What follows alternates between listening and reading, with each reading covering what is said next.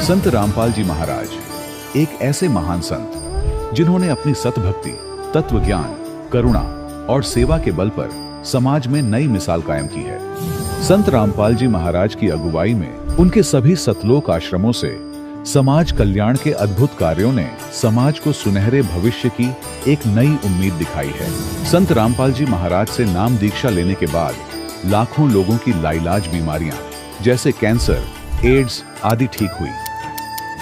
संत जी के ज्ञान से प्रेरित होकर उनके अनुयायियों ने लाखों यूनिट रक्तदान किया। संत जी ने लाखों बहन बेटियों का दहेज मुक्त विवाह करवाया।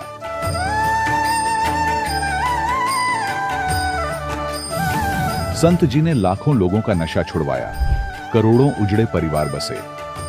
संत जी के आश्रमों में समागम के दौरान निःशुल्क नेत्र चिकित्सा, दंत चिकित्सा प्रदान की जाती है। संत रामपाल जी महाराज द्वारा समय समय पर पर्यावरण संरक्षण के उद्देश्य से बड़े स्तर पर वृक्षारोपण किया जाता है। संत जी ने जरूरतमंदों को तत्काल राहत पहुंचाने के लिए एम्बुलेंस सेवा शुरू की। संत जी अपने अनुयायियों को देहदान के लिए प्रेरित करते हैं, जिससे मानवता की सेवा और चिकित्सा क्षेत्र में सुधार हो सके। संत रामपाल जी महाराज के सभी आश्रमों में हर रोज निःशुल्क भंडारा आयोजित किया जाता है, जहां हर वर्ग, हर जाति और हर धर्म के लोग एक साथ बैठकर भोजन करते हैं।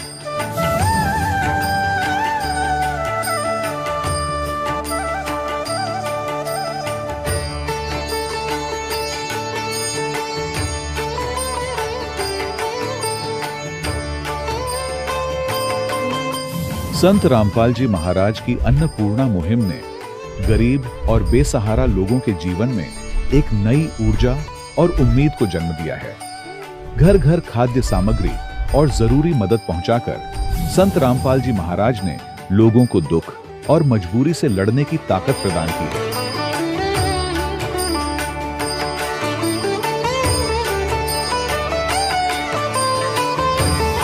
संत रामपाल जी महाराज द्वारा गरीब लोगों के लिए घर बनवाने का अद्भुत कार्य एक ऐसी मिसाल कायम कर रहा है जो सदियों सदियों संत जी की उदारता और दया भावना के तौर पर जाना जाएगा।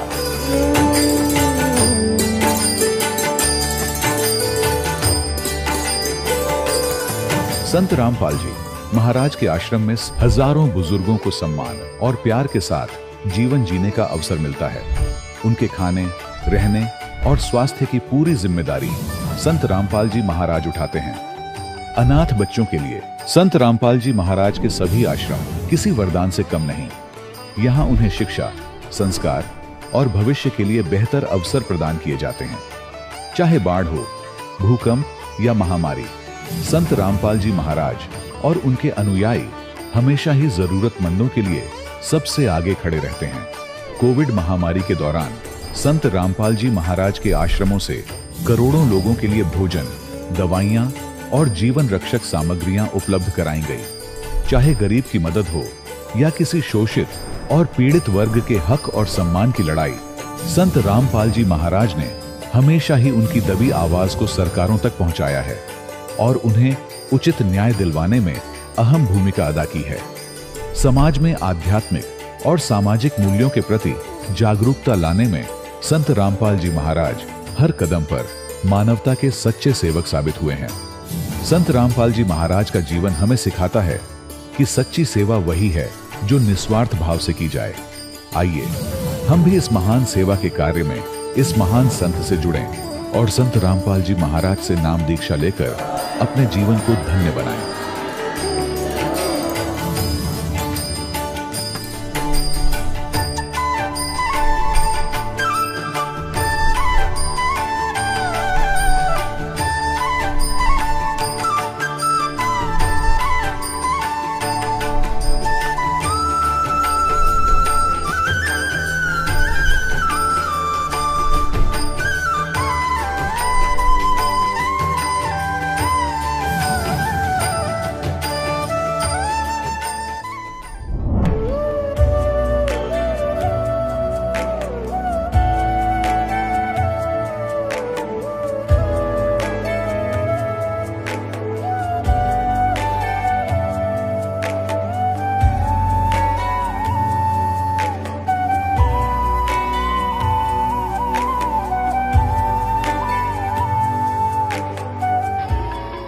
प्रभु राम देव भगवान अल्लाह खुदा ईश आदि नाम एक ही शक्ति के हैं। वो कैसा है, कहां है, कैसे मिलता है, किसने देखा है? ये प्रश्नवाचक चिन्ह पूर्ण रूप से हटाने के लिए अवश्य सुनिए जगत गुरु तत्वदर्शी संत रामपाल जी महाराज के अमृत वचन, सर्व पवित्र धर्मों के पवित्र शास्त्रों के आधार पर। सत साहिब दर्शकों, मनुष्य अपने जीवन में अनेकों भक्ति साधना करता है, लेकिन फिर भी उसको कुछ हासिल नहीं होता। वह शारीरिक और मानसिक रूप से भी पीड़ित हो जाता है। आखिर ऐसा क्यों हो रहा है? यदि इसकी गहराई तक जाए तो पता चलता है कि तत्व ज्ञान और तत्वदर्शी संत के अभाव से यह सब हो रहा है। उत्तराखंड की रहने वाली सरोज देवी जी की कहानी भी कुछ ऐसी ही है। सरोज जी भी सभी पारंपरिक भक्ति साधनाओं को करती थीं, लेकिन फिर भी इनकी समस्याएं खत्म होने का नाम ही नहीं ले रही थीं। सरोज जी के पति और पिताजी दोनों ही नशे की लत के आदी थे, जिससे वह बहुत दुखी रहती थी। लेकिन एक दिन इनकी पड़ोसन ने इन्हें संत रामपाल जी महाराज के ज्ञान के बारे में बताया, जिससे प्रभावित होकर इन्होंने संत रामपाल जी महाराज से नाम दीक्षा ले ली। उसके बाद ऐसा क्या हुआ कि सरोज जी के पति ने नशा छोड़ दिया? दर्शकों, ऐसे कैसे हो सकता है? जिस नशे को छुड़वाने के लिए सरकार नशा मुक्ति केंद्र खुलवाती है, लेकिन फिर भी नशा छुड़वाने में वह असमर्थ रहते हैं। लेकिन संत रामपाल जी महाराज के ज्ञान और उनके आशीर्वाद से आज लाखों लोग नशा छोड़ रहे हैं। आखिर इसकी सच्चाई क्या है? सुनते हैं सरोज जी की कहानी, उन्हीं की जुबानी। नमस्कार जी। नमस्कार सर। क्या नाम है जी आपका? सरोज देवी सर। बहन जी, आप कहाँ से हैं? सर, उत्तराखंड रुद्रपुर से। बहन जी, संत रामपाल जी महाराज जी से नाम उपदेश आपने कब लिया? सर, मैंने संत रामपाल जी महाराज से नाम दीक्षा 2013 में ली। बहन जी, संत रामपाल जी महाराज जी से नाम उपदेश लेने से पहले आप क्या क्या भक्ति साधनाएं करते थे? सर, हम संत रामपाल जी महाराज से नाम दीक्षा लेने से पहले वही पारंपरिक जो मम्मी पापा सब करते थे देवी देवताओं की, वही हम भी करते थे। और मैं सर बताना चाहूँगी कि सबसे ज़्यादा तो मैं बृहस्पति देव की बहुत पूजा करती थी, विष्णु भगवान की बहुत पूजा करती थी। इतनी पूजा करती थी कि मैं कभी भी बृहस्पति को नमक नहीं खाती थी, इतना मैं व्रत रखती थी उनका। बहन जी, संत रामपाल जी महाराज जी की शरण में आने का क्या कारण बना? सर, संत रामपाल जी महाराज जी के आने का ये मैं बताना चाहूँगी आपको कि मेरी जब शादी हुई, शादी होने के बाद मेरे सर हस्बैंड जो थे वो बहुत ड्रिंक करते थे। तो मुझे मतलब बहुत वो लगता था कि बचपन से ही मेरा कुछ ऐसा था कि परमात्मा, मुझे भगवान की तरफ भक्ति में बहुत वो था, व्रत रखना या मतलब मंदिरों पर जाना, ये मुझे बहुत अच्छा लगता था। तो शादी होने के बाद जब मैंने यहाँ पे देखा कि मेरे हस्बैंड बहुत ड्रिंक करते हैं, और तब मुझे बहुत वो लगता था कि और वो अकेले थे, एक अकेले ही थे, उनका कोई भाई नहीं है, 2 बहनें हैं और वो अकेले हैं। तो ये सब देख के और उनके घर वाले मम्मी पापा भी बहुत परेशान रहते थे कि हमारा एक बेटा और इतना ड्रिंक करता है, नशा, कोई मतलब वो नहीं था कि वो ऐसी चीज़ ना करते हों। वो मेडिकल लाइन पे हैं, इस वजह से वो ज़्यादा ये सब चीज़ें करते थे। तो मुझे वो सब बहुत बेकार लगता था। इसके बाद एक पड़ोस में आंटी थी, तो सबसे पहले तो मेरी वो 2 नंदे हैं, वो गई, वो आंटी लेके गई घूमने के उद्देश्य से संत रामपाल जी के महाराज के आश्रम में। तो वहाँ जाके उन्हें बहुत अच्छा लगा, तो वो वहाँ से नाम दीक्षा ले आई। वहाँ वो लेकर जब घर पे आई, तो फिर हम हम रुद्रपुर में, मेरे हस्बैंड जॉब करते हैं मेडिकल में, तो वहाँ से जब हम लोग रुद्रपुर से घर आए तो वो कहने लगी कि भाभी आप भैया को भी लिवा जाओ तो इनका नशा छूट जाएगा। तो मैंने कहा कि नहीं, ऐसे कहीं जाने से नशा थोड़ी ना छूट जाता है। तो वो कही नहीं, वहाँ पे जाओगी तो नशा छूट जाएगा भैया का, और ये चीज़ें नहीं करेंगे। तो हम उनकी बात टाल देते थे, नहीं करते थे। मेरे हस्बैंड भी सुनते थे, वो भी टाल देते थे। मेरे हस्बैंड घर गए, पड़ोस में जो आंटी रहती थी वो उन्हें समझाने लगी, मेरे हस्बैंड को समझाने लगी कि ये ऐसा ऐसा सब पूरा सृष्टि रचना सुनाई। उन्हें पता नहीं कैसे उन्होंने वो बताया कि एकदम मेरे हस्बैंड के मतलब दिमाग में बैठ गया, इतना समझ में आ गया उनको कि वो जब वहाँ से घर से जब वापस आए ना रुद्रपुर में, तो मैं उन्हें देखती थी कि जब से वो घर से आए हैं तो एक बदलाव मैं उनमें देखती थी कि सिगरेट के पैकेट को बिल्कुल हाथ नहीं लगाते थे। और मैं कहती थी कि जब से ये घर पे से आए हैं तो पता नहीं क्यों ये सिगरेट को बिल्कुल हाथ ही नहीं लगाए, ऐसा क्या है। तो वो फिर इसके बाद मैंने जब उनसे 2-3 दिन ऐसे हो गया, मैंने देखा, फिर इसके बाद में मैंने पूछा कि क्या बात है, आप तो बिल्कुल मैं देख रही हूँ कि सिगरेट को हाथ ही नहीं लगाते हो। तो कह रहे हैं कि मुझे ना आंटी जो रहती ना वो मुझे बताया ये सब चीज़ें करने से क्या होता है। तो फिर मैंने कहा अच्छा। तो फिर वो मुझे भी कहने लगे, बताने लगे पूरी सृष्टि रचना कि ऐसे ऐसे है, दुर्गा का प्रतिकाल है, ये हमको खाता है, ये सब हम ऐसे अपने आहार के लिए हमें सब ऐसे करता है, हमें गलत साधना बता के हमें ऐसे फंसाया हुआ है इस काल के लोक में। तो मैंने कहा अच्छा। फिर नेक्स्ट मंथ में वो जाने के लिए कहने लगे परमात्मा के संत रामपाल जी महाराज के आश्रम में। तो मुझे कहने लगे कि आप भी चलो। तो मैंने कहा नहीं, मैं नहीं जाऊंगी, पहले आप जाओ। कहे कि नहीं चलना। मैं बृहस्पति का व्रत रहती थी, इसकी वजह से मैं नहीं जाना चाहती थी कि मैं जाऊंगी तो मैं फिर ये सब नहीं कर पाऊंगी, भगवान की नहीं भक्ति कर पाऊंगी। तो वो कहने लगी कि नहीं चलो। तो फिर उनके कहने से मैंने कहा कि ठीक है, मैं बृहस्पति का पहले उद्यापन करूंगी, इसके बाद में जाऊंगी। तो उन्होंने कहा ठीक है। फिर मैंने बृहस्पति का उद्यापन किया। इसके बाद में फिर हम लोग संत रामपाल जी महाराज के आश्रम में गए। फिर वहाँ जाने के बाद ये मेरे हस्बैंड जो थे वो नाम दीक्षा ले गई, क्योंकि उनको पूरा ज्ञान समझ में आ गया था। इन्होंने ज्ञान गंगा पुस्तक एक आती है वो भी नहीं पढ़ी थी, लेकिन इनको फिर भी ज्ञान समझ में आ गया और मेरे समझ में कुछ भी नहीं आया था। मैं इनके कहने पर ले ली थी। हम दोनों ने वहाँ पे नाम दीक्षा ली संत रामपाल जी महाराज के आश्रम में। बहन जी, संत रामपाल जी महाराज जी से नाम उपदेश लेने के बाद क्या आपको कोई लाभ भी प्राप्त हुए? जी सर, संत रामपाल जी महाराज के शरण में आने से हमें बहुत सारे लाभ हुए और मैं बताना चाहूँगी जो बड़े लाभ हैं जो परमात्मा संत रामपाल जी महाराज के शरण में आने से हमें मिला। सबसे पहले तो आध्यात्मिक लाभ हुआ कि जो हमें पता चला कि पूर्ण परमात्मा कौन है, हमें किसकी भक्ति करनी चाहिए। सात संत भक्ति बताई संत रामपाल जी महाराज जी ने। और दूसरा कि मेरे हस्बैंड जो थे वो ड्रिंक करते थे, तो मतलब ड्रिंक करके अपने फादर्स के सामने कभी वो सिगरेट भी, उनको पता ही नहीं चलता था कि ये हमसे मतलब बड़े हैं, हमें रिस्पेक्ट करना चाहिए, और इनके सामने हम ऐसे सिगरेट लेके पी रहे हैं, वो भी उन्हें वो नहीं होश नहीं रहता था। और मम्मी पापा बहुत दुखी मतलब वो रहते थे कि देखो ऐसे करता। और मुझे भी देख के बहुत लगता था, क्योंकि बचपन से ही मैं ऐसे मतलब माहौल पे रही हूँ कि मुझे भक्ति का और बहुत ही मतलब वो था कि भगवान कौन है, हम क्यों आते हैं यहाँ पे और क्यों फिर हो जाते हैं, हम कहीं से तो आए हैं ना, फिर हम क्यों ऐसे मरते और जीते हैं। इसका मुझे बहुत वो लगता था कि क्या ये है जीवन, ये क्या ज़िंदगी है जो आते हैं और हम बस फिर मर के भी चले जाते हैं क्या। मुझे बहुत इस चीज़ का वो लगता था। मैं गुजरात से, मेरी मम्मी पापा पूरी फैमिली गुजरात में रहती हैं, तो मैं वहाँ मेरे पापा भी कभी कभी ड्रिंक करते थे, तो मैं उनको भी मना करती थी, तो वो नहीं मानते थे, कहते थे कि तुम तो यही बोलती रहती हो कि मत करो ये, तो मैं अपना थोड़ा सा करने के लिए करता हूँ, काम करके आके थकावट के लिए, तो मुझे नहीं अच्छा लगता था, मैं उनको भी मना करती थी। फिर शादी के बाद भी ऐसे मेरे हस्बैंड करते थे, वहाँ मुझे बहुत वो लगता था। इसके बाद वो सब करते थे, लेकिन संत रामपाल जी महाराज के शरण में आने से वो सारी चीज़ें छूट गई कि मैं आपको बता नहीं सकती हूँ कि जो इंसान इतना ड्रिंक करता हो दिन में रोज डेली, जो 1-2 हज़ार की जो पी जाता हो, उसका सोचो कि वो जिसका नशा ऐसा छूट जाए तो वो कितना बड़ा मतलब वो होगा। संत रामपाल जी महाराज से पहला लाभ तो हमारा ये हुआ सर जी।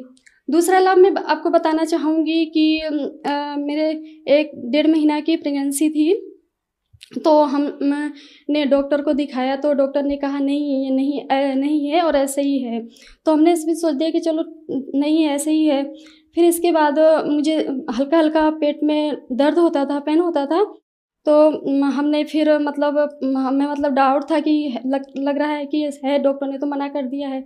चेक किया था हमने, तो उसमें मतलब पॉजिटिव बताया था, प्रेगनेंसी थी, और डॉक्टर को दिखाया तो उसमें कुछ भी नहीं निकला अल्ट्रासाउंड में। फिर इसके बाद जो है कि हमने परमात्मा से मतलब वो लगाई, पहले भी एक बार हो चुका था, तो हमने संत रामपाल जी महाराज से हमने अर्जी लगाई, तो वहाँ से हमें आदेश आया संत रामपाल जी महाराज का कि परमात्मा दया करेंगे। तो हमने मतलब वो कर लिया कि ठीक है, मालिक जो कह दिया संत रामपाल जी महाराज ने, हमारे गुरुजी ने, बस वही वो है। फिर हम बिल्कुल मतलब बेफिक्र हो गए।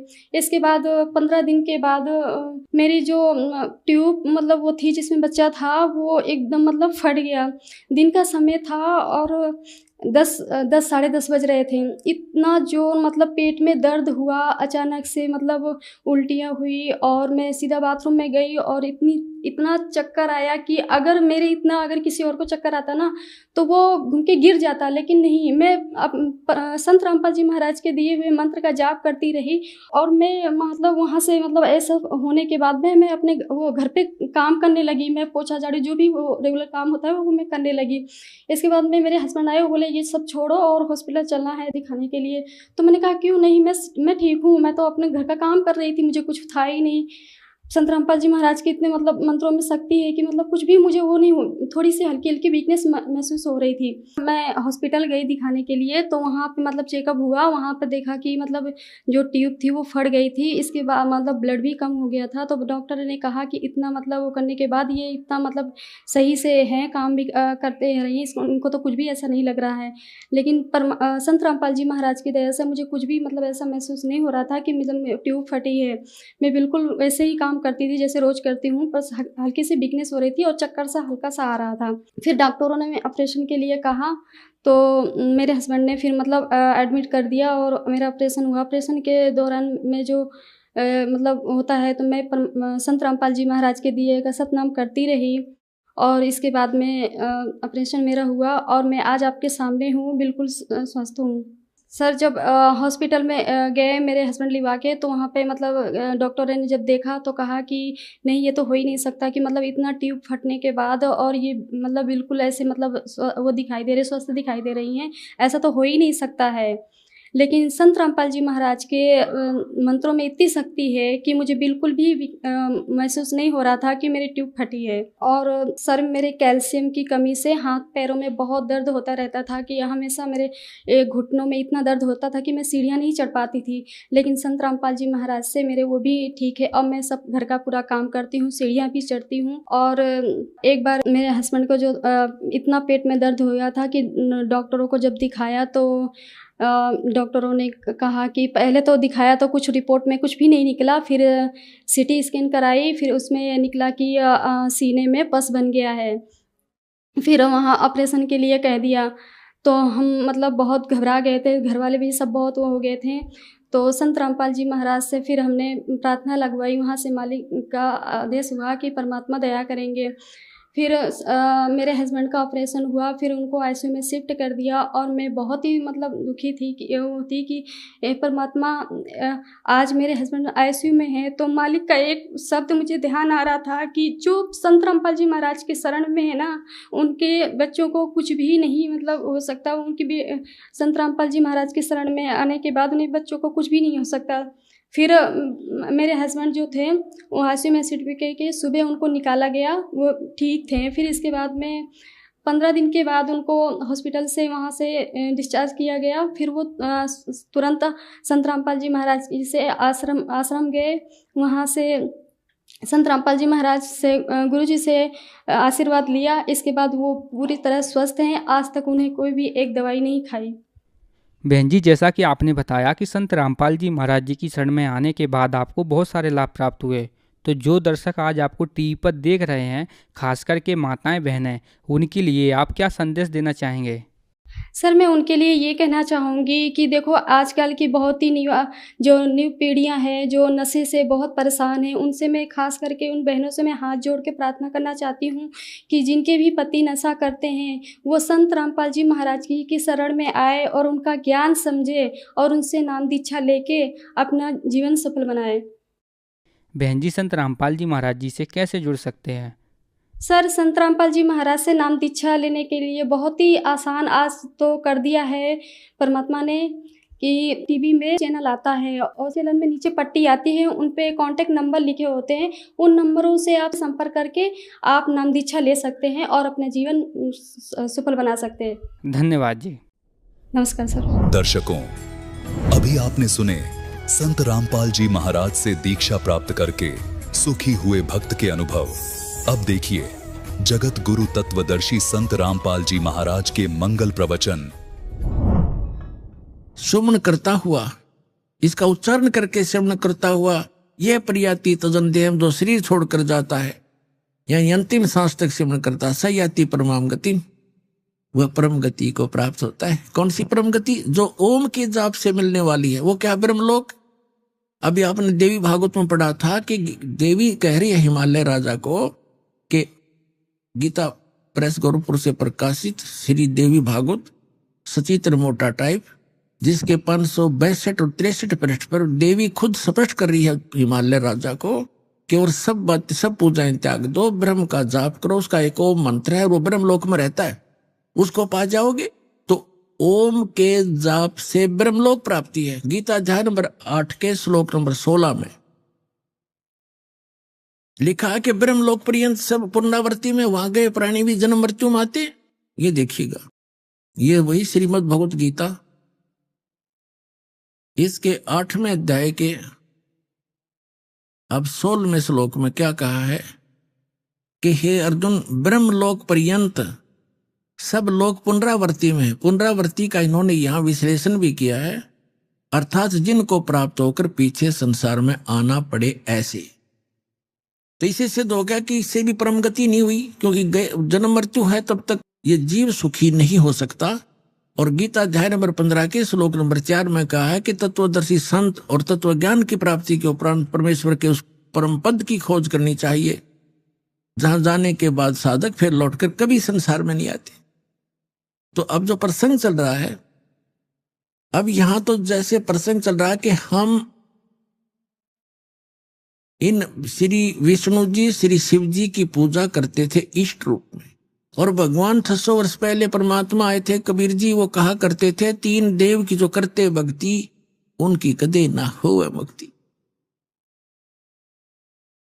अब देखो, परमात्मा कहा करते ये भगवान नहीं है, जिनको तुम पूज रहे हो ये तुम्हें कोई भी लाभ नहीं दे सकते।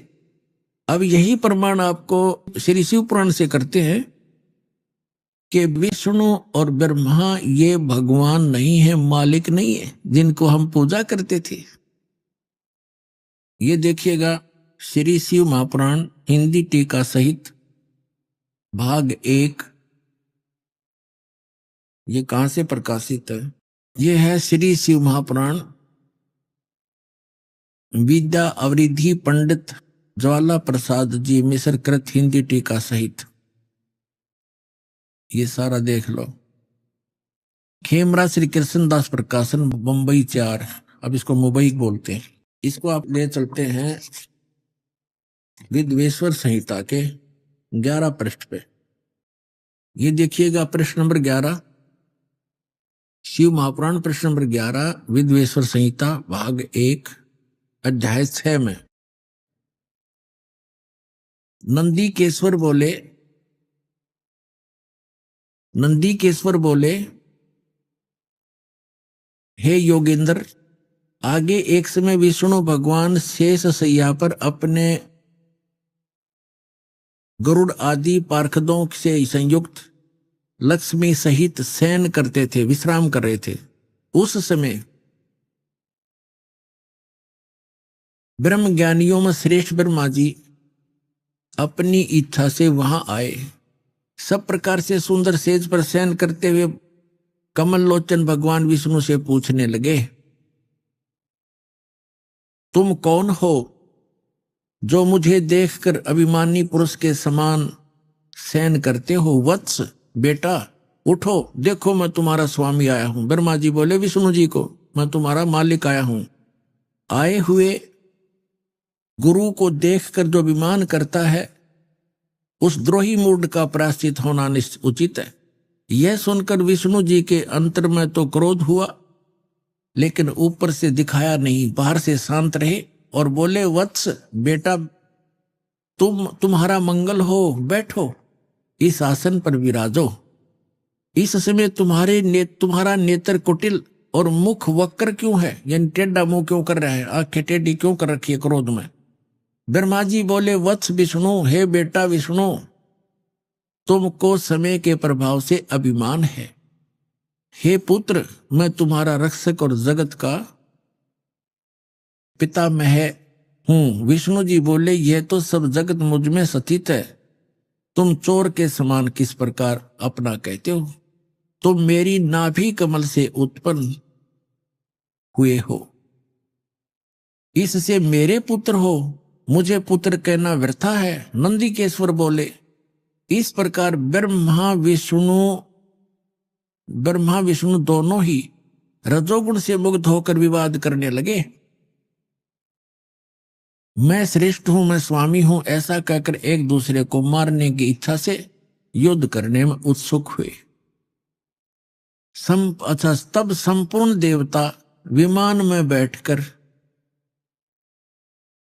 उस महा अद्भुत युद्ध को देखने चले आए और आकाश से उनके ऊपर फूल बरसाने लगे। वारे देवताओं, अकल देखो इन देवताओं की। दो भाई लड़के मरने को तैयार हैं और ऊपर से फूल बरसाने को मरो कटके। शाबाश, बहुत अच्छा कर रहे हो।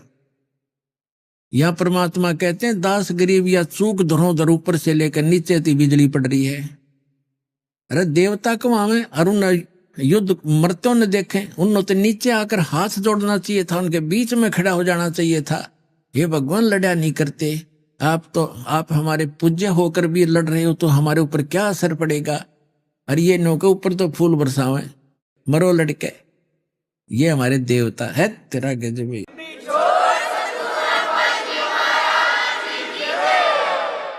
अब ये ज्यादा ना हम अपने मतलब का लेंगे, इससे सारांश लेते हैं। फिर क्या हुआ कि इनके बीच में उस काल भगवान ने, इनके पिता ने एक स्तंभ खड़ा कर दिया, पिलर, जिसको लिंग बोलते हैं। बहुत तेजों में, बहुत उसका और छोर कुछ नहीं था। तब ये लड़ना बंद कर दिया और छोर खोजने में लगे। फिर वो स्वयं आ गया और उनसे क्या कहने लगा, देखिएगा। अब पढ़ेंगे विद्वेश्वर संहिता पृष्ठ, ये 17 पृष्ठ पे। ये पहले 11 पर पढ़ा था, अब 17 पर पढ़ रहे हैं। विद्वेश्वर संहिता भाग 1 अध्याय 9, वो 6 में पढ़ा था। अब यहां क्या, नंदिकेश्वर बोले, इस प्रकार भगवान ने उन नम्र हुए ब्रह्मा और विष्णु को अनुग्रह करके युद्ध में अनुग्रह करके यह कहा, उन दोनों की अज्ञानता और वैर को दूर करने के अर्थ दोनों से कहा भगवान ने, इस काल ने, इनके पिता ने। क्या कहता है कि मेरे सकल और निष्कल भेद से दो स्वरूप हैं, परंतु और ईश्वर नहीं। इस कारण से ये दो स्वरूप नहीं हो सकते।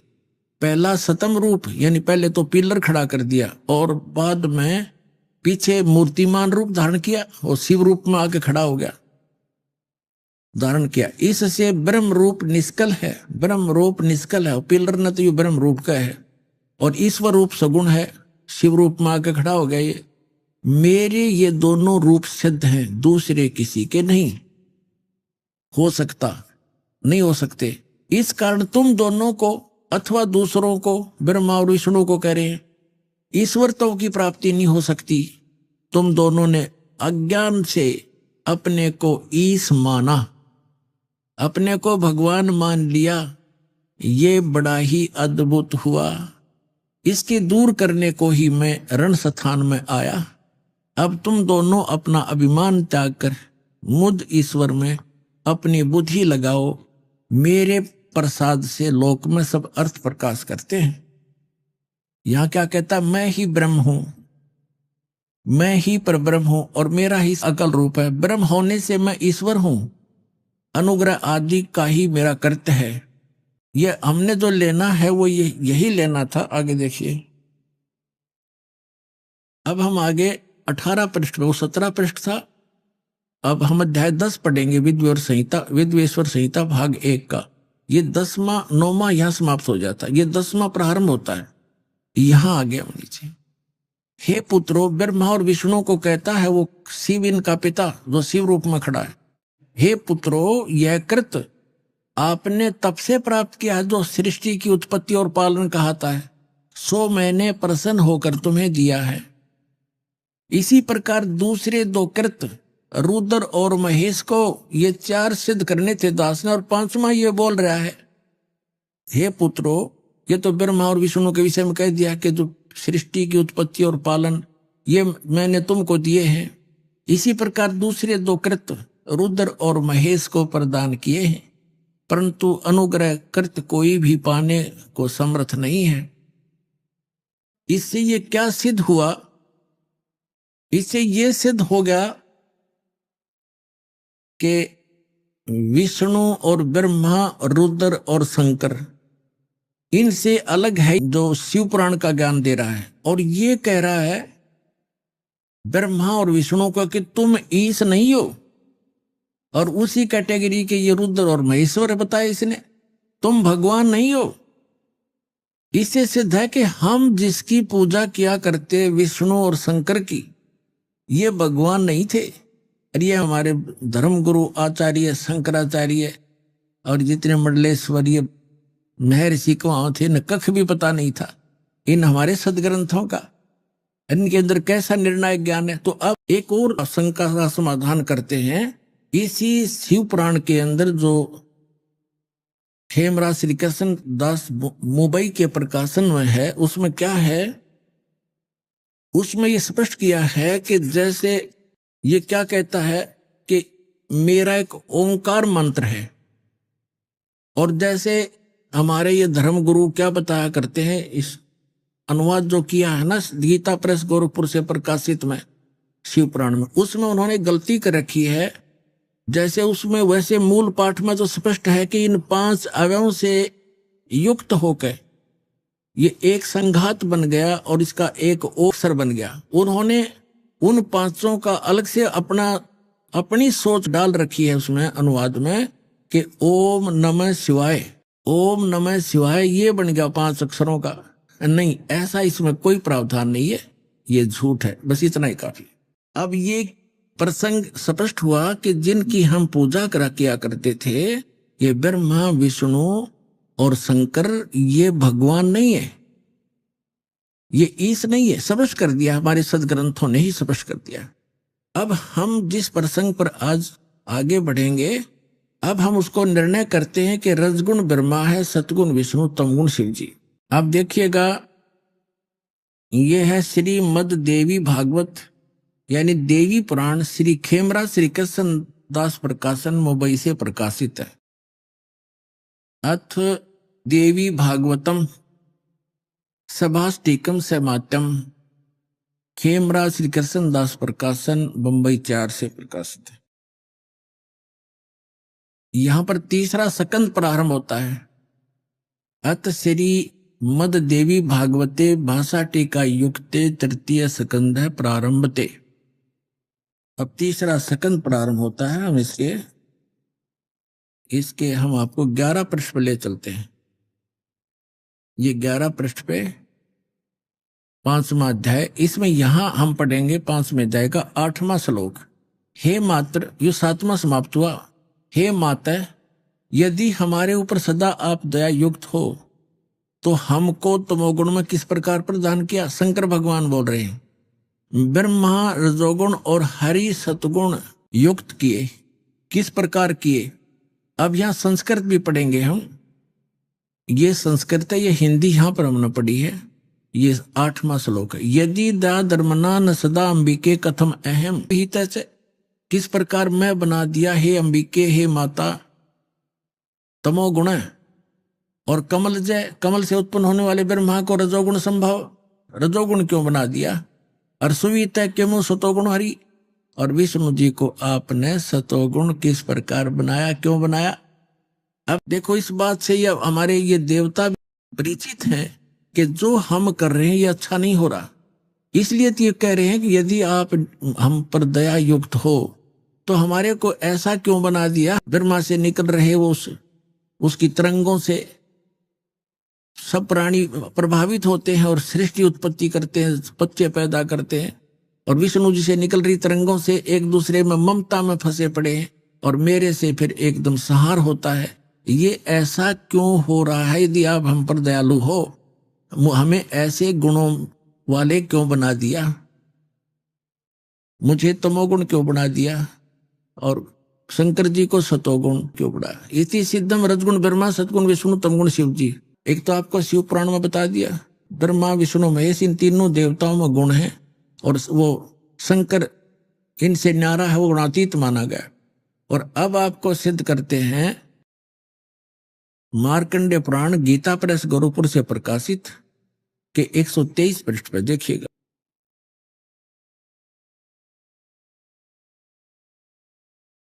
यहां देखना सचित्र मोटा टाइप, ये यहां से प्रकाशित है, इसके 123 पृष्ठ पर आप देखिएगा। ये 123 पृष्ठ है।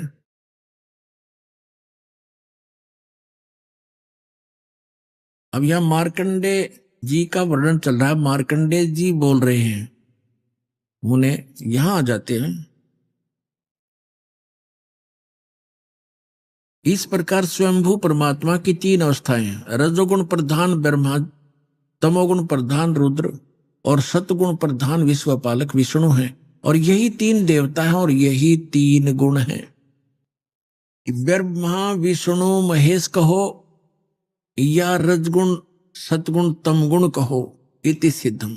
अब श्रीमद् भगवद गीता का 7वां अध्याय श्लोक नंबर 12 से लेकर 15 आप जी को समझ में आएंगे और स्वीकार्य होंगे। पुण्यात्माओं, टीचर का काम होता है इन गूढ़ रहस्यों को सरलता के साथ श्रोताओं को समझाए। आज तक हमारे धर्मगुरु और हमारे भगवान ने परिचित नहीं थे आत्म ज्ञान से। सतयुग के ब्राह्मण ऋषि महर्षि भी इस तत्व ज्ञान से अपरिचित थे। तो पुण्यात्माओं, सौभाग्य है आपका, आपका जन्म ऐसे समय में आप शिक्षित हैं और ये तत्व ज्ञान को उजागर करने का परमपिता कबीर भगवान का आदेश है। यो दास आपको भेज दिया, आपके सामने पेश है और आपका अब कल्याण होगा, पूरे विश्व का कल्याण होगा।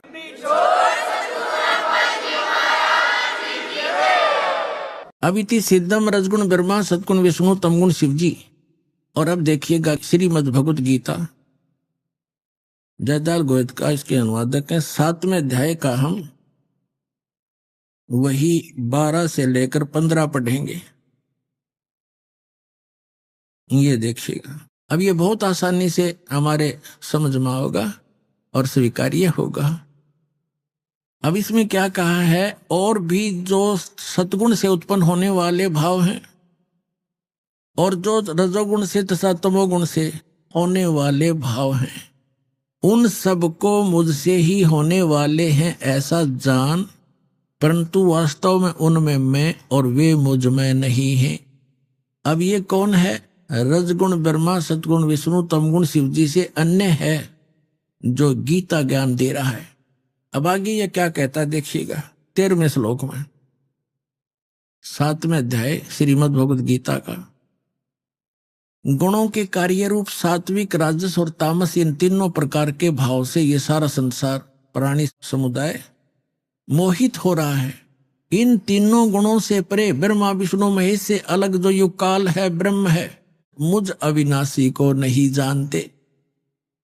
आगे देखो, अब 14वें श्लोक में क्या कहा है 7वें अध्याय के, क्योंकि यह अलौकिक अर्थात अति अद्भुत त्रिगुणमयी मेरी माया रजगुण ब्रह्मा सतगुण विष्णु तमगुण शिव जी के द्वारा फैलाया गया ये जाल बड़ी दुस्तर है, खतरनाक है। और फिर कहते जो पुरुष केवल मुझको निरंतर भजते हैं, यानी जो ब्रह्म साधना करते हैं, वे इस माया का से तरंती यानी इनसे ऊपर उठ जाते हैं। यानी जैसे विष्णु और शिव की जो साधना करते, ब्रह्मा की तपा कराया ही नहीं करते, इसने तो रिजेक्ट करें बैठे थे। जो विष्णु और शिव की भक्ति करते हैं उनसे उनको बहुत कम लाभ मिलता है, और ब्रह्म की साधना करने वाले ब्रह्मलोक में चले जाते हैं, वहां काफी समय तक, और वहां ज्यादा सुख सुविधाएं हैं। लेकिन ब्रह्मलोक में गए हुए प्राणी 20 जन्म मृत्यु के अंदर ही है। इसलिए ये स्वयं स्वीकार करता गीता ज्ञानदाता अध्याय नंबर 4 के श्लोक नंबर 5 और 9 में, गीता अध्याय नंबर 2 के श्लोक नंबर 12 में, गीता अध्याय नंबर 10 के श्लोक नंबर 2 में कि अर्जुन तेरे और मेरे बहुत जन्म हो चुके हैं, तू नहीं जानता, मैं जानता हूं, मेरे कर्म और जन्म अलौकिक है। इसलिए ये कहता है कि मेरा साधक भी मेरी ही 7वें अध्याय के 18वें श्लोक में आगे आएगा कि मेरी साधना करनी भी अनुत्तम है, घटिया है, क्योंकि जन्म मृत्यु ना साधक की मिटे ना मेरी मिटे, खुद कहता है ये। इसलिए 18वें अध्याय के 62वें श्लोक में कहा कि अर्जुन तू सर्वभाव से उस परमेश्वर की शरण में जा, उसकी कृपा से तू परम शांति को और सनातन परम धाम को प्राप्त होगा। 15वें अध्याय के 4थे श्लोक में कहा कि अर्जुन तत्वदर्शी संत की प्राप्ति के उपरांत तत्व ज्ञान रूपी शस्त्र से इस ज्ञान को काट कर उसके पश्चात परमेश्वर के उस परम पद की खोज करनी चाहिए, जहां जाने के बाद साधक फिर कभी लौटकर संसार में नहीं आते। अपनी साधना को बना करता है, केवल उसकी भक्ति करो। अब यहाँ जो प्रसंग चल रहा है ये क्या कह रहा है, यदि ब्रह्मा विष्णु महेश से ऊपर उठकर मेरी भी साधना करें, इनसे अच्छा लाभ तो मैं दे दूं। ये मेरी साधना करने वाले इनसे तर जाते हैं, इनसे ऊपर उठ जाते हैं, इनकी भक्ति नहीं करते, वो ब्रह्मलोक प्राप्त करते हैं। ये देखिएगा। अब 7वां अध्याय का हम अब 14वां श्लोक पढ़ रहे हैं। क्योंकि यह अलौकिक अर्थात अति अद्भुत त्रिगुण में ही मेरी माया रजगुण ब्रह्मा सतगुण विष्णु तमगुण शिव जी द्वारा फैलाया गया जाल बड़े दुस्तर है, और जो पुरुष मुझको ही निरंतर भजते हैं वो इस माया का यानी ब्रह्मा विष्णु महेश से ऊपर उठ जाते हैं, मेरे वाला लाभ प्राप्त करते हैं। 15 माया के द्वारा ब्रह्मा विष्णु महेश की साधना तक और इन्हीं से मिलने वाले लाभ पर जो दृढ़ हो चुके हैं और कोई सुनने को तैयार नहीं, उनके विषय में कहा है। जो इनके उपासक हैं तीनों गुणों के, ब्रह्मा विष्णु महेश के, माया के द्वारा जिनका ज्ञान हरा जा चुका है। 7वें अध्याय का 15वां श्लोक यानी ब्रह्मा विष्णु महेश से ऊपर किसी की बात सुनने को तैयार नहीं, वहीं तक सीमित बुद्धि वाले असुर स्वभाव को धारण किए हुए मनुष्यों में नीच, आसुर माने दुष्ट राक्षस, और मनुष्यों में नीच और दूषित कर्म करने वाले मूर्ख मूढ़ लोग मुझको नहीं भजते। हो गया सिद्ध। अब क्या कह रहा है गीता ज्ञानदाता? अब इस कंसेप्ट को क्लियर करना पड़ेगा। अब यहाँ क्या बताया है कि रजगुण ब्रह्मा सतगुण विष्णु तमगुण शिव जी की जो पूजा करते हैं उनको कहा है असुर स्वभाव को धारण किए हुए मनुष्यों में नीच दूषित कर्म करने वाले मूर्ख, ये मेरी भक्ति भी ना करते, ब्रह्म तक की साधना भी नहीं करते। अब इसी से संबंधित आगे दिखाते हैं इसी 7वें अध्याय के 20, 21, 22 में। अब देखिएगा 7वें अध्याय का अध्याय नंबर 7 श्रीमद् भगवद गीता अध्याय नंबर 7 का और श्लोक नंबर हम 20 पढ़ेंगे। उन भोगों की कामना द्वारा जिनका ज्ञान हरा जा चुका है, ब्रह्मा विष्णु महेश से मिलने वाले जो अक्षणिक लाभ हैं वहीं तक सीमित है, जिनकी बुद्धि अपने स्वभाव से प्रेरित होकर उस नियम को धारण करके अन्य देवताओं को भजते हैं, पूजते हैं, ब्रह्म को छोड़कर ब्रह्मा विष्णु महेश की पूजा करते हैं। आगे देखो 21 में, 21वां श्लोक यहाँ है। जो काम भक्त जो भक्त जिस देवता के स्वरूप को श्रद्धा से पूजना चाहता है उस भक्त की श्रद्धा में उसी देवता के प्रति स्थिर करता हूं। अब 22 में क्या कहा है? वह पुरुष उस श्रद्धा से युक्त होकर उस देवता का पूजन करता है और उस देवता से मेरे द्वारा ही विधान किए हुए उन इच्छित भोगों को निसंदेह प्राप्त करता है। अब गीता ज्ञानदाता यहाँ क्या कहना चाहता है कि जो भी भक्त परमात्मा के लिए प्रयत्नशील है और ये अन्य देवताओं की पूजा करता है, वो भक्ति तो कर रहा परमात्मा की मानकर, लेकिन वो उन देवताओं से जो भी लाभ मिल रहा है उनको मैंने ही कुछ शक्ति दे रखी। जैसे अभी आपने शिव पुराण में पढ़ा, इसने कहा कि तुम तीनों ने एक एक विभाग प्राप्त कर रखा मुझसे। वो काल कहता है रजोगुण विभाग प्राप्त है ब्रह्मा जी को, सतोगुण विभाग प्राप्त है विष्णु जी को, तमोगुण विभाग प्राप्त है शंकर जी को। तो ये क्या कहना चाह रहा कि इनको मैंने ही कुछ शक्ति दे रखी थोड़ी बहुत, और उनसे ही वो आंशिक लाभ तुम्हें प्राप्त हो रहा है। यहां देखिएगा। अब यहां 7वें अध्याय का अब 22वां पढ़ रहे हैं। वह पुरुष उस श्रद्धा से युक्त होकर उस देवता का पूजन करता है और उस देवता से मेरे द्वारा ही विधान किए हुए इच्छित भोगों को निसंदेह प्राप्त करता है। अब 23 में क्या कहा है, परंतु उन अल्प बुद्धि वालों का, अल्प बुद्धि माने मंद बुद्धि वालों का यानी मूर्खों का, वह फल नाशवान है। और देवताओं को पूजने वाले देवताओं को प्राप्त होते हैं, मेरा भक्त मुझको प्राप्त होता है। ये जैसे चाहे बचे, ये गलत क्या अनुवाद इन्होंने, ये नहीं, मेरा भक्त मुझको ही प्राप्त होता है। अब इससे स्पष्ट हो गया कि ब्रह्मा विष्णु महेश की जो पूजा करते हैं उनको ये काल गीता ज्ञानदाता मना करता है कि राक्षस स्वभाव को धारण किए हुए मनुष्यों में नीच और दूषित कर्म करने वाले मूर्ख मेरी भक्ति भी ना करते। अब इनको ऐसा क्यों कहा, यहां थोड़ा सा प्रमाण देना पड़ेगा। जैसे हिरण्यकशिपु ने रजगुण ब्रह्मा की पूजा साधना की थी और उससे को सिद्धि प्राप्त करके वो पंसारी बन बैठा एक हल्दी की गांठ से, अपने पुत्र प्रहलाद का शत्रु बन गया, न जाने कितनी यातनाएं उस मासूम बच्चे को दी और अंत में राक्षस कहलाया और कुत्ते वाली मौत मारा गया। अब यहां सूक्ष्म वेद में परमात्मा ने कहा कि ब्राह्मण बाणा कर्म कसाई हिरणा कुछ छाती तुड़वाई, राक्षस कहलाया ब्रह्मा जी का रजोगुण का उपासक। फिर दूसरे नंबर पर हम लेते हैं शंकर भगवान को, तमोगुण के उपासक थे कौन, रावण। रावण जैसी उपासना वर्तमान का कोई भी शिव उपासक नहीं कर सकता, जिसने अपने यहां से दड़ काट के भगवान के समर्पित कर दी थी और जैसा किया वैसा ही दे भी दिया, वर्कडन दे सकते हैं ये। लेकिन अंत में राक्षस कहलाया, अपने ही मां को उठा लाया, यानी शिव के बड़े भाई श्री विष्णु जी की पत्नी अर्थात श्री रामचंद्र की पत्नी सीता को उठा लाया और पत्नी बनाने की कुछ चेष्टा कर रहा था। इससे बुरा कर्म और क्या करेगा प्राणी, और कुत्ते वाली मौत मारा गया, राक्षस कहलाया। एक भस्मा गिरी नाम का शिव का उपासक था और भगवान शिव के मकान के सामने कैलाश पर्वत पर सिरासन लगाकर तपस्या करने लग गया, ऊपर को पैर नीचे न सिर। 12 वर्ष तक ऐसी साधना करता रहा। एक दिन पार्वती जी ने भगवान शिव से प्रार्थना की कि हे भगवान, आप तो महेश्वर हो, आप तो दाता हो, समर्थ हो, जो चाहे दे सकते हो, आपका भक्त क्या मांगता है इसको प्रदान करो और यहां से विदा करो। तो भगवान शंकर ने कहा कि मांगो। भस्मागिरी क्या मांगते हो भक्त? भस्मागिरी ने कहा कि वचनबद्ध हो भगवान, तब मांगूंगा। भगवान शिव ने कहा ठीक है, मैं वचनबद्ध हो गया। तब खड़ा हो गया छोड़ के तपस्या और कहा कि भगवान ये भस्म कड़ा दे दो आपका।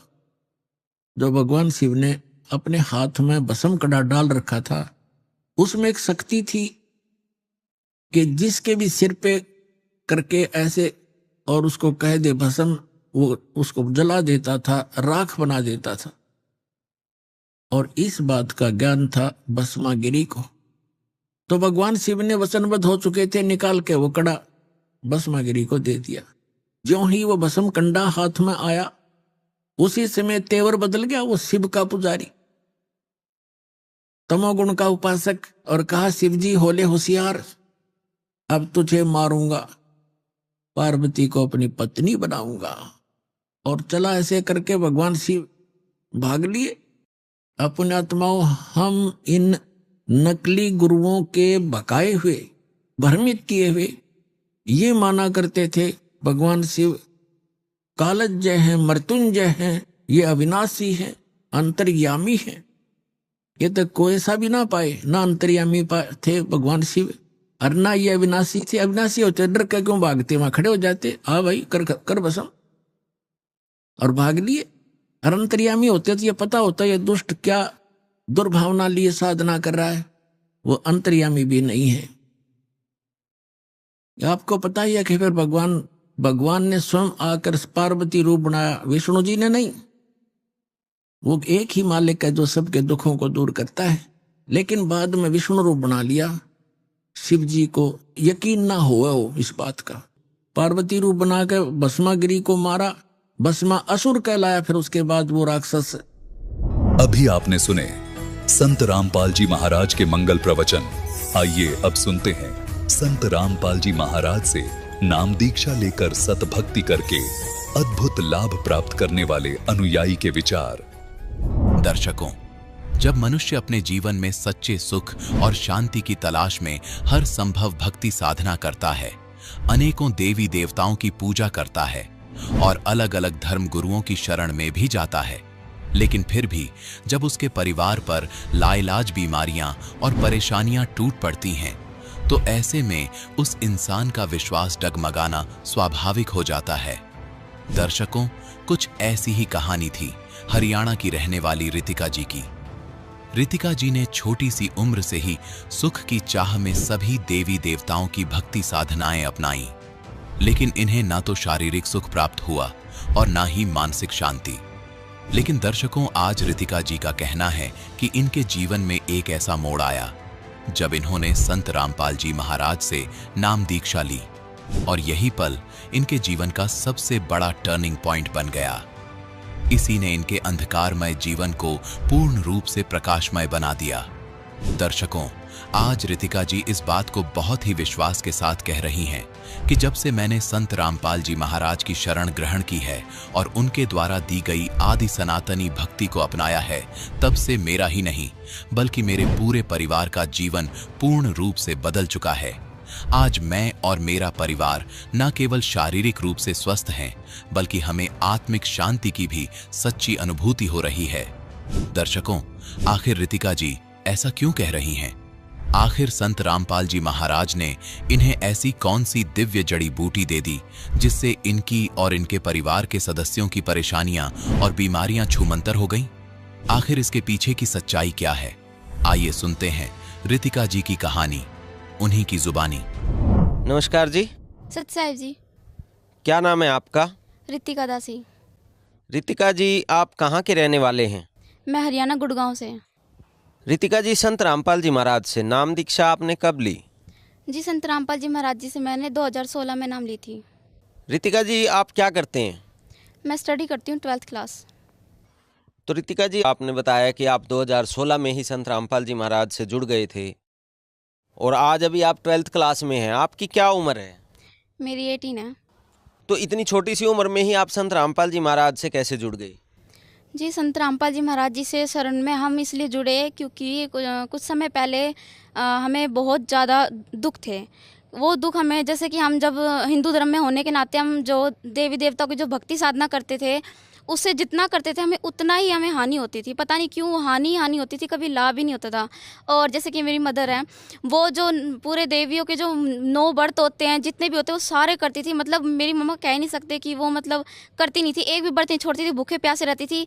और मैं भूखे प्यासे ही व्रत करती थी। और मैं भी छोटी होती थी तो मैं भी रोज़ स्कूल जाने से पहले शिव जी के मंदिर जाती थी और मैं दूध और पानी दोनों चीज़ चढ़ाती थी। लेकिन उसको करने के बाद भी कोई लाभ नहीं था। जैसे कि मेरे फादर हैं जो कि बहुत ज़्यादा ड्रिंक करते थे, वो नशा भी करते थे और उनकी वजह से हमारे घर में बहुत ज़्यादा क्लेश रहता था। मेरी मम्मी बहुत परेशान रहती थी। हमारे दुखों को देखकर फिर हमारे घर पे मौसा जी आए और मौसा जी हमें बताते हैं कि संत रामपाल जी महाराज जी की नाम दीक्षा ले लो। अब आप लोग इतनी जगह घूम लिए हो तो यहाँ पर भी आप आगे देख लो। फिर हमने बरवाड़ा जाके 2013 में संत रामपाल जी महाराज जी से नाम दीक्षा ली। और इसके बाद पापा ने ड्रिंक छोड़ दी। पापा नशा करते थे बहुत ज़्यादा, जिससे हमारे घर में गृह क्लेश रहता था और हम बहुत परेशान रहते थे और मम्मी बहुत परेशान रहती थी। पापा ने ड्रिंक वगैरह करना छोड़ दिया और जितने नशे करते थे वो सारे छोड़ दिए थे।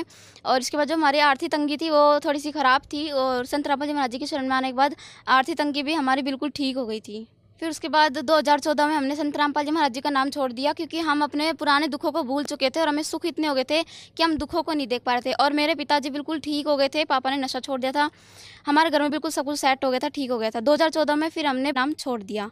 नाम छोड़ने के बाद फिर हमें वही दुख आने लग गए। पापा फिर से ड्रिंक करने लग गए, घर में वही प्रॉब्लम होने लग गई। और उस टाइम पे तो इतनी ज़्यादा प्रॉब्लम हो गई थी कि कहते हैं ना कि चम्मच तक बिक गई थी। एक वही कंडीशन हो गई थी क्योंकि मेरे पापा ड्रिंक ये सारे नशे करते थे, जिसके कारण हमारा सब कुछ ख़राब हो गया था। फिर पापा अलग रहने लग गए थे, हम अलग रहने लगे थे। पापा जयपुर रहने लग गए थे और हम लोग अपने गुड़गांव यहाँ पे आ गए थे। हमारी कंडीशन बहुत ज़्यादा ख़राब हो गई थी उस टाइम पर, मतलब बस पूछो मत कि दुखों के पहाड़ आ गए थे एक तरह से। फिर उसके बाद मम्मी ने 2016 में दोबारा नाम लिया कि हमने उस टाइम पे हमने भूल कर दी थी। फिर हमने दोबारा 2016 में संत रामपाल जी महाराज जी से नाम दीक्षा ली। तो रितिका जी, आपने बताया कि आपने 2013 में आपके पेरेंट्स ने नाम दीक्षा ली, उसके बाद आपके पेरेंट्स को काफ़ी लाभ हुआ, आपके परिवार में जो आपके पिताजी की शराब थी, नशा था, वो छूट गया, आपकी मदर को भी काफ़ी लाभ हुए और आपकी आर्थिक स्थिति बहुत अच्छी हो गई। लेकिन उन सुखों के कारण आप संत रामपाल जी महाराज से मिले हुए लाभों को भूल गए और 2014 में आपने संत रामपाल जी महाराज से जो भक्ति ली थी वो छोड़ दी। उसके बाद फिर से आपके परिवार में एक दुखों का पहाड़ टूट गया, आपके पिताजी आपसे अलग रहने लगे, आपके पिताजी ने फिर से नशा शुरू कर दिया, आपकी मदर भी जो है वो दुखी हो गई। और फिर उसके बाद आपने बताया कि 2016 में आपकी मदर ने नाम दीक्षा ली, तो क्या साथ में आपने भी नाम दीक्षा ली? हाँ जी, साथ में मैंने भी नाम दीक्षा ली थी।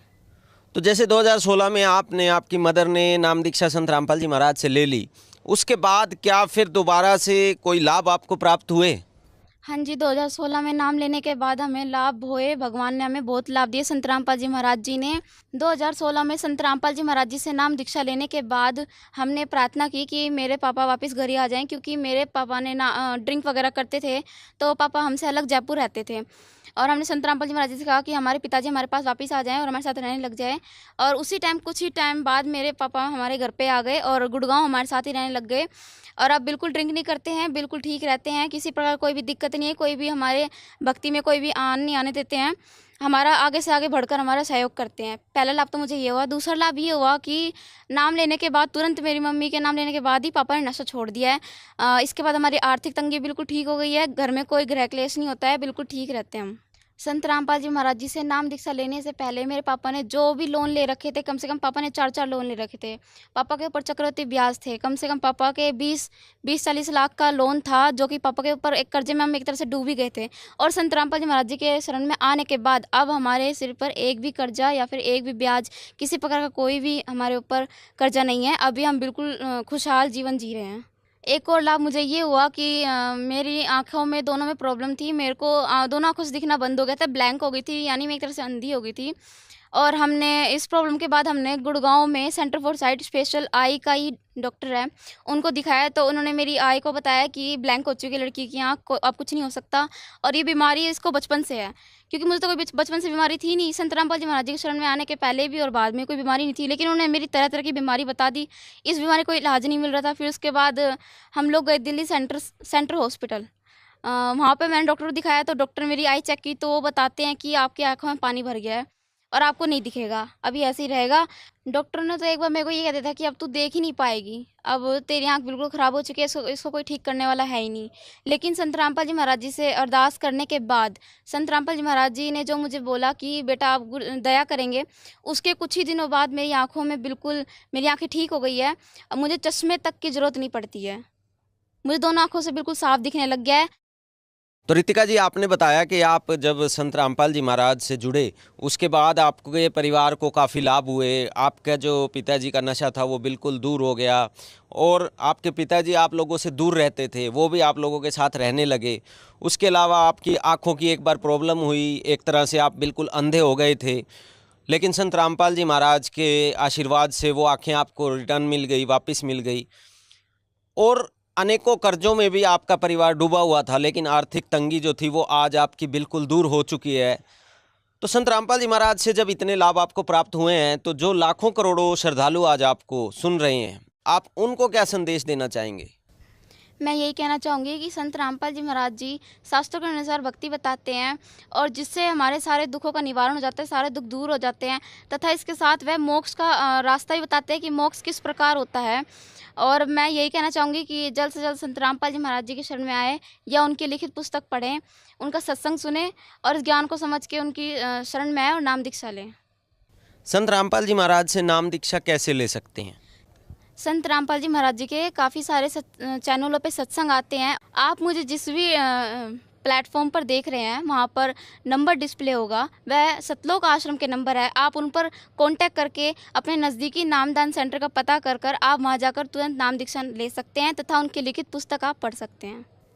धन्यवाद जी। सत साहिब।